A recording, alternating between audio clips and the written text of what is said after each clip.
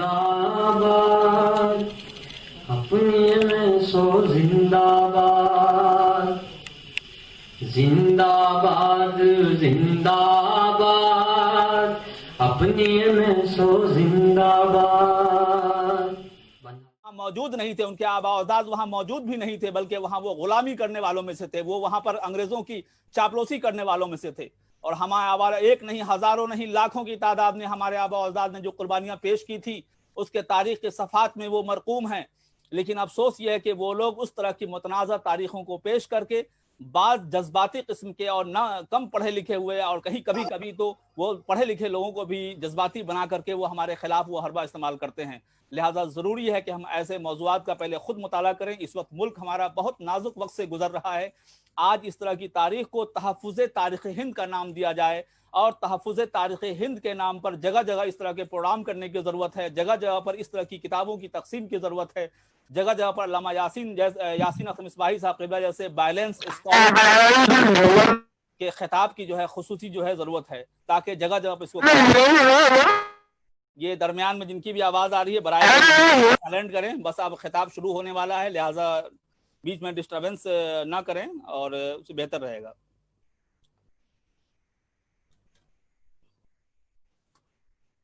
میں اب چونکہ درمیان میں گفتگو میں چونکہ یہ پہلی بار آن لائن یہ ہو رہا ہے اور بہت سارے ایسے حضرات بھی اس میں سن رہے ہیں، اور کل بھی مجھ سے میٹنگ اس کے ذریعے گفتگو کی تھی کہ میں سننا چاہتا ہوں. بہت سارے لوگ حضرت کے نام سے واقف ہوں گے لیکن شاید حضرت کے کام سے واقف نہیں ہوں گے. لہٰذا اس طرح کا تعارف حضرت کی کتابوں کا اور وہ کتنی اہمیت ہے ان کتابوں کی، وہ جو کام جو تقریباً آدھے درجن سے زیادہ جو کتابیں جن کا بھی میں نے ذکر کیا کتابوں کا نام، اور جو ایک درجن سے زیادہ وہ مقالات، اس کا تعارف ضروری تھا. اور حضرت کی ذات ایک ایسی ایک عظیم، صرف ایک صحافی کی حیثیت سے نہیں، ایک مورخ کی حیثیت نہیں، ایک عالم کی حیثیت سے نہیں، ایک دانشور یا مفکر کی حیثیت سے نہیں، بلکہ ایک نعمت کی حیثیت رکھتی ہیں ہمارے درمیان میں.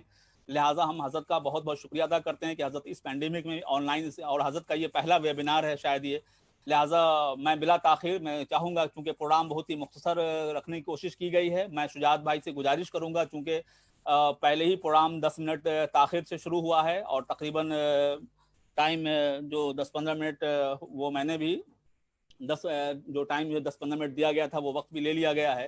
تو اس میں 10 سے 15 منٹ کی تاخیر بھی اگر ہو جائے تو کوئی نہیں، لیکن کیونکہ یہ پروگرام ریکارڈ ہو رہا ہوگا، میں شجاعت بھائی سے خصوصی طور پر گزارش کروں گا کہ یہاں تو ریکارڈنگ کا اہتمام ہوتا ہی ہے، باضابطہ اس اسپیچ کو ریکارڈ کیا جائے اور اس پر جو ہے بعد میں پھر اس کو یوٹیوب اور دیگر جو ہے سوشل میڈیا ذرائع کے ذریعے دیگر اپنے احباب اور اسکالر تک پہنچانے کی کوشش کی جائے. میں اب ان تعارف کے بعد جو ہے بلا تاخیر میں حضرت مصباحی صاحب قبلہ کی بارگاہ میں گزارش کروں گا کہ شجاعت بھائی کچھ اور بات تو نہیں کرنی ہے؟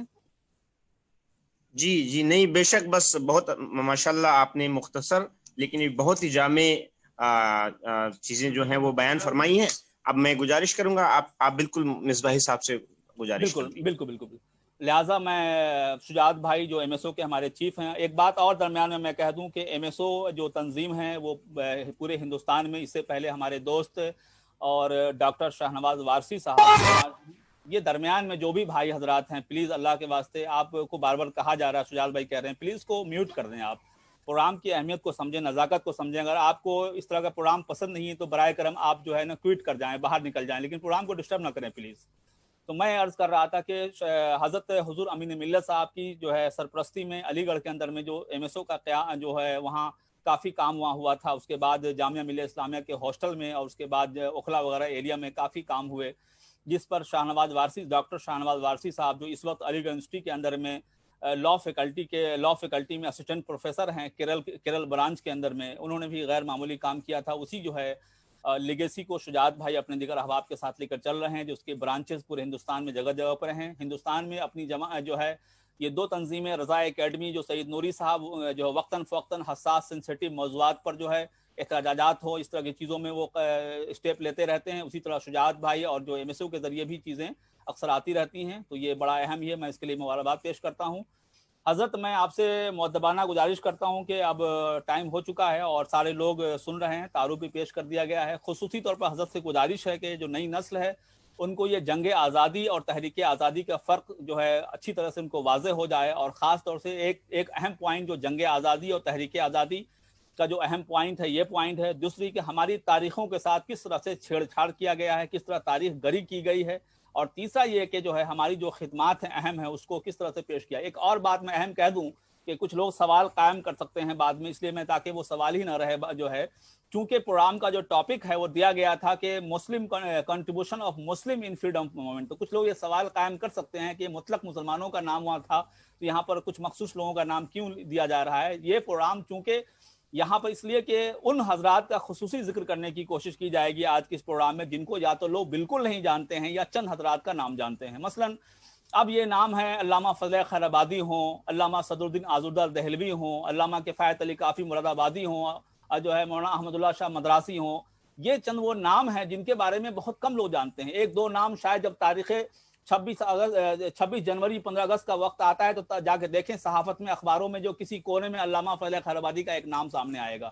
اور ایسے لوگ جن کا کوئی بھی کردار نہیں یا کردار ہے بھی برائے نام تو اس کو اس طرح ہائی لائٹ کیا جیسا جیسے کہ ملک کے اندر میں آزادی میں انہی کا سارا کردار تھا. تو تاریخی طور پر گویا کہ جن لوگوں نے خون بہایا ان کا کوئی حق نہیں ہے، اور جن لوگوں نے پسینہ بہایا تھا ان کا سارا حق ملتا ہے کہ سارا کریڈٹ ان کو دیا جائے. تو میں حضرت سے گزارش کروں گا کہ اس ٹاپک کو بھی خصوصی طور پر جو ہے ہائی لائٹ کی جائے. حضرت السلام علیکم.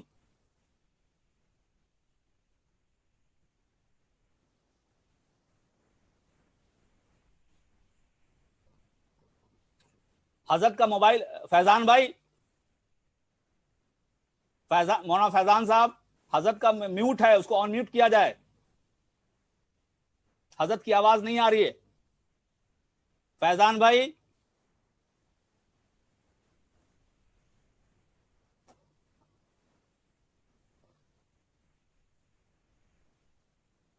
فیضان بھائی،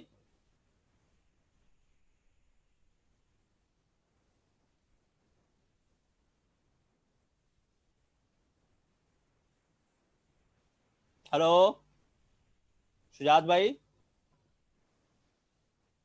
کیا ہوا سب لوگ انمیوٹ ہو گئے کیا؟ ہلو. جی میرا ڈسکنیکٹ ہو گیا تھا. اچھا نہیں، یہ ان کی آواز نہیں آ رہی کیا؟ فیضان بھائی کا نمبر ہے تو کال کریں، وہاں حضرت کا وہ میوٹ ہے اس کو انمیوٹ کروائیں. اچھا فیضان بھائی، ایک منٹ. ہاں ہو گیا ان کا میوٹ ہو گیا. جی ٹھیک ہے. حضرت السلام علیکم.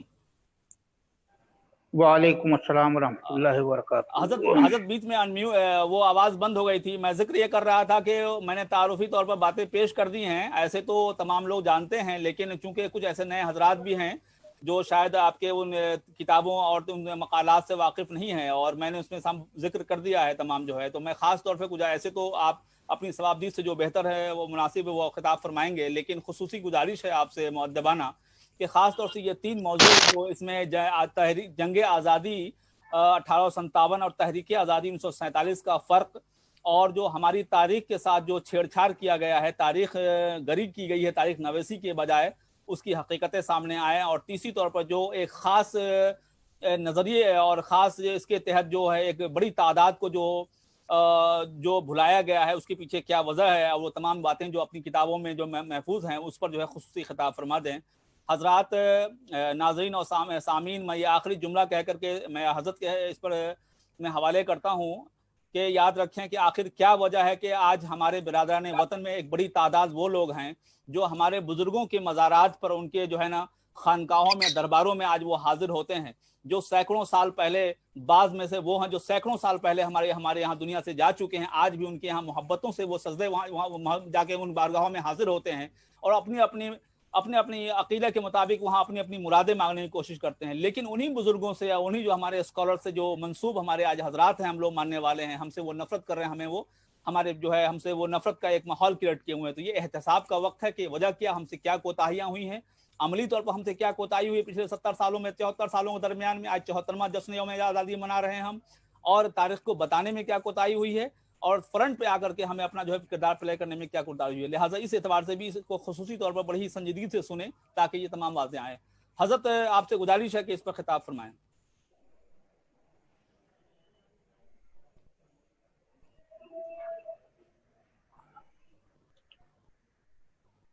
حضرات گرامی،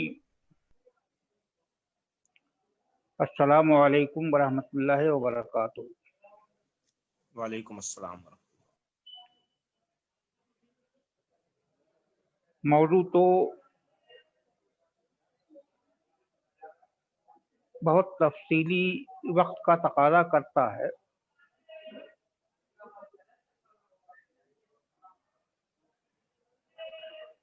इब्तदाई और तमहीदी तौर पर दो चार उसूल जहन नशीन रहने चाहिए जो इस कायनात की गर्दिश में बहुत अहम किरदार अदा करते हैं।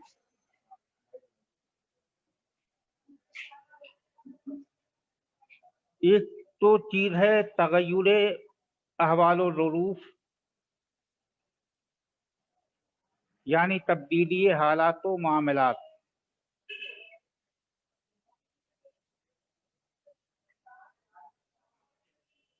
दूसरी चीज है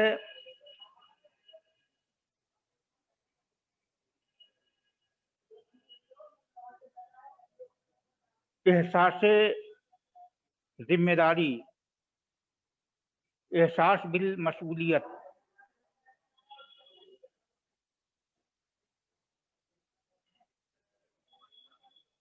तीसरी चीज है याकुलुल कबीर ज़ईफ, ताकतवर जो है वो कमजोर को हजम कर देता है।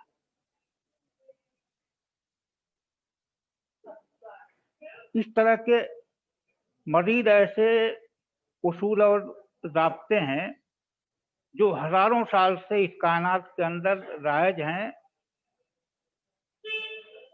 और आइंदा हजारों साल तक राइज रहेंगे, नाफिज रहेंगे, लागू रहेंगे।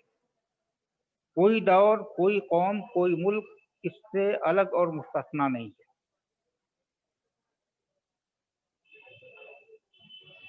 हालात का तजज़िया करते हुए सबसे पहले अपनी जात से, अपने आप से एहतिसाब शुरू करना चाहिए कि जो हालात पेश आए उनमें और हमारी मर्जी के खिलाफ पेश आए, उनमें कहीं हमारी किसी गफलत और कोताही का दखल तो नहीं है। अगर ऐसा है तो फिर हमें सबसे पहले खुद अपनी गफलत और कोताही को दूर करने की कोशिश करनी चाहिए। दूसरों की तरफ अंगुष्ठ नुमाई में न कोई वक्त लगता है, न कोई सलाहियत सर्फ होती है, न कोई सरमाया कुर्बान करना पड़ता है। मसला अपने आप से शुरू होता है और अपने आप ही से उसका हल भी निकलता है और निकलना चाहिए। और बड़े पैमाने पर जो खराबी होती है उसका जिम्मेदार एक दो को करार नहीं दिया जा सकता, न सिर्फ उलमा को करार दिया जा सकता है, न सिर्फ मुअर्रिखीन को करार दिया जा सकता है, न सिर्फ आवाम को करार दिया जा सकता है। सब किसी न किसी हद तक उसके जिम्मेदार होते हैं। ये अलग बात है कि जो सरबराउर्दा तबका होता है उसकी जिम्मेदारी ज्यादा होती है, लेकिन दूसरे जो है ये मुस्तस्ना और अलग नहीं हो सकते उससे। अब मिसाल के तौर पर 1857 की तारीख की बात है। इस वक्त नेशनल आर्काइव नई दिल्ली और नेशनल आर्काइव इस्लामाबाद पाकिस्तान दोनों जगह मिलाकर के तकरीबन 1.5 लाख सफ़ात ऐसे आज भी मौजूद हैं, महफूज हैं, जिनको किसी आलिम ने, किसी मुअर्रिख ने, किसी लीडर ने, किसी एडिटर ने हाथ भी नहीं लगाया है। तो इसकी जिम्मेदारी मुसलमानों पर डाली जाए, हिंदुओं पर डाली जाए, हिंदुस्तान पर डाली जाए, पाकिस्तान पर डाली जाए, यह सब के सब इसके जिम्मेदार हैं। मेरी नजर में सब के सब इसके जिम्मेदार हैं। इसलिए जो हो गया वो तो हो गया, जो होना चाहिए उस पर सारी तवज्जो होनी चाहिए।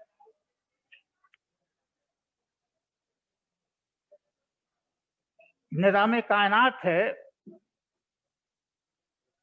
कि जो ताकतवर फातेह कौमें होती हैं, अफराद होते हैं, रिजाल और शख्सियात हों, उमूमन वो दूसरों पर हावी होने की उनकी जानिब से कोशिश होती है।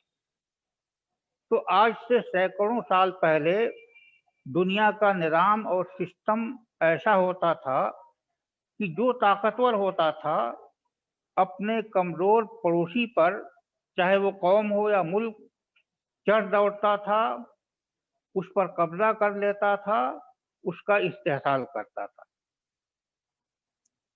चुनांचे आप तारीख में देखेंगे कि अफगानिस्तान के मुख्तलिफ इलाकों से सदियों पहले बहुत से फातेह हुक्मरान आए और हिंदुस्तान के मुख्तलिफ हलकों, बिलखुसूस शिमाली हिंद में उन्होंने अपनी शुजाअत व बहादुरी के जौहर दिखाए। और इस तरह दुनिया के मुख्तलिफ हिस्सों में बहुत कुछ हुआ है। लेकिन आज इन वाक़यात को, हालात को वजह जवाज और जवाज किसी तरह नहीं बनाया जा सकता, क्योंकि दुनिया का निज़ाम, दुनिया का सिस्टम तब्दील हो चुका है और कवायदे कवानीन बहुत से मुरतब हो गए हैं, जिसकी पाबंदी हर हुकूमत को, हर मुल्क को, हर कौम को करनी लाजमी है। इसलिए आज आसान नहीं है कि 100-200 साल पहले जो कुछ हुआ उस तरह का कोई कुछ भी कर सके। हिंदुस्तान के ऊपर मुगल सलातीन ने सदियों तक हुकूमत की है। जब उनके उरूजो इकबाल का दौर था, जमाना था, तो उनकी तरफ कोई निगाह उठा करके नहीं देखता था। लेकिन जब उनके दरमियान खुद इख्तलाफ शुरू हुआ, खाना जंगी शुरू हुई और जो शमशीर शना के खूगर थे वो ताउसो रुबाब के आदी बन गए, तो फिर रफ्ता रफ्ता अंग्रेज जो सन 1600 में बिल्कुल गुमनाम तरीके से हिंदुस्तान में दाखिल हुए थे और रफ्ता रफ्ता उन्होंने ताजिर का रूप और लिबासा ओढ़ा और हिंदुस्तान के मुख्तलिफ हिस्सों में ताजिर की हैसियत से, जिसका प्लेटफार्म जो है वो उन्होंने ईस्ट इंडिया कंपनी बनाया, वो सबसे पहले अपनी मईशत को मजबूत किया और एक तवीलुल मियाद मंसूबे के तहत उन्होंने अपनी पूरी तैयारी की। चुनांचे उन्होंने अपनी तजारती कोठियां बनाई सूरत के अंदर और मद्रास के अंदर और हुगली बंगाल के अंदर, क्योंकि ये समंदर से मिले हुए इलाके थे और उस जमाने में समंदर ही के जरिए बड़े सफर किए जाते थे। तो सबसे पहले अंग्रेजों ने अपने आप को तजारती, माशी तौर पर, इक्तिसादी तौर पर मजबूत किया और जब इस्तेहकाम आ गया, मजबूती आ गई उनके अंदर, तो उसके बाद हिंदुस्तान में क्योंकि राजों, महाराजों का, नवाबों का की तादाद बहुत ज़्यादा थी, तो एक एक से उन्होंने किसी न किसी बहाने जंग करनी शुरू की और फिर उस पर हावी और काबिज होते गए। एकदम से दिल्ली पर वो नहीं चढ़ दौड़े, बल्कि पहले उन्होंने कहीं उंगली काटी और कहीं हाथ काटा वगैरह वगैरह करके बदन में जगह